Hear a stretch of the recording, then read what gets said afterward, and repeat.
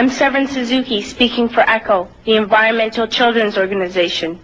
We're a group of 12 and 13-year-olds trying to make a difference. Vanessa Suddy, Morgan Geisler, Michelle Quigg, and me. We've raised all the money to come here ourselves, to come 5,000 miles to tell you adults you must change your ways. Coming up here today, I have no hidden agenda. I am fighting for my future. Losing my future is not like losing an election or a few points on the stock market. I am here to speak for all generations to come. I am here to speak for the countless animals dying across this planet because they have nowhere left to go. I am afraid to go out in the sun now because of the holes in our ozone. I am afraid to breathe the air because I don't know what chemicals are in it. I used to go fishing in Vancouver, my home, with my dad, until just a few years ago we found the fish full of cancers. And now we hear of animals and plants going extinct every day, vanishing forever. In my life, I have dreamt of seeing the great herds of wild animals, jungles and rainforests full of birds and butterflies. But now I wonder if they will even exist for my children to see. Did you have to worry of these things when you were my age? All this is happening before our eyes, and yet we act as if we have all the time we want and all the solutions. I'm only a child, and I don't have all the solutions. But I want you to realize, neither do you. You don't know how to fix the holes in our ozone layer. You don't know how to bring the salmon back up in a dead stream. You don't know how to bring back an animal now extinct. And you can't bring back the forest that once grew where there is now a desert. If you don't know how to fix it, please stop breaking it.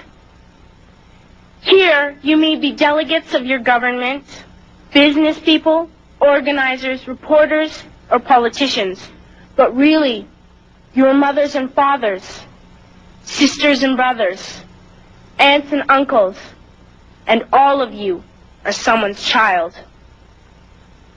I'm only a child, yet I know we are all part of a family, 5 billion strong, in fact, 30 million species strong, and borders and governments will never change that.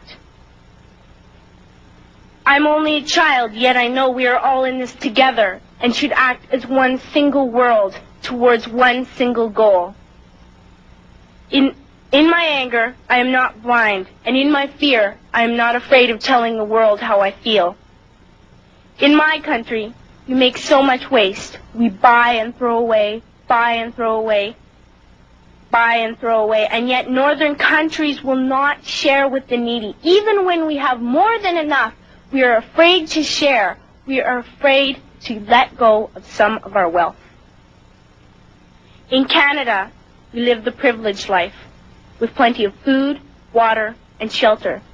We have watches, bicycles, computers, and television sets. The list could go on for 2 days.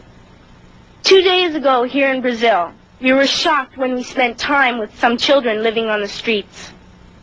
This is what one child told us. I wish I was rich. And if I were, I would give all the street children food, clothes, medicines, shelter, and love and affection. If a child on the streets who has nothing is willing to share, why are we who have everything still so greedy? I can't stop thinking that these are children my own age, that it makes a tremendous difference where you are born. That I could be one of those children living in the favelas of Rio. I could be a child starving in Somalia, or a victim of war in the Middle East, or a beggar in India. I am only a child, yet I know if all the money spent on war was spent on finding environmental answers, ending poverty, and finding treaties, what a wonderful place this earth would be. At school, even in kindergarten, you teach us how to behave in the world. You teach us not to fight with others, to work things out, to respect others, to clean up our mess, not to hurt other creatures, to share, not be greedy.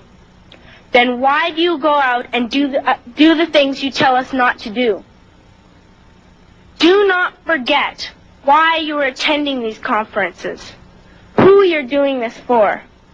We are your own children. You are deciding what kind of a world we are growing up in. Parents should be able to comfort their children by saying, everything's going to be all right. It's not the end of the world, and we're doing the best we can. But I don't think you can say that to us anymore. Are we even on your list of priorities? My dad always says, you are what you do, not what you say. Well, what you do makes me cry at night. You grown-ups say you love us, but I challenge you, please, make your actions reflect your words. Thank you.